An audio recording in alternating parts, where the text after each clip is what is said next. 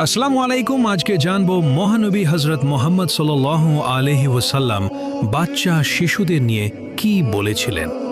রাসূলুল্লাহ সাল্লাল্লাহু আসলাম বলেছেন, তোমরা শিশুদের প্রতি দয়া করো এবং বয়োজ্যেষ্ঠদের সম্মান করো।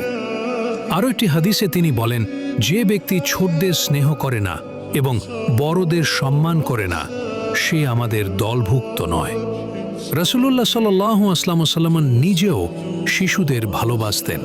তিনি হাসান ও হুসাইন রাদিয়াল্লাহু আনহুকে কোলে নিতেন, চুমু দিতেন।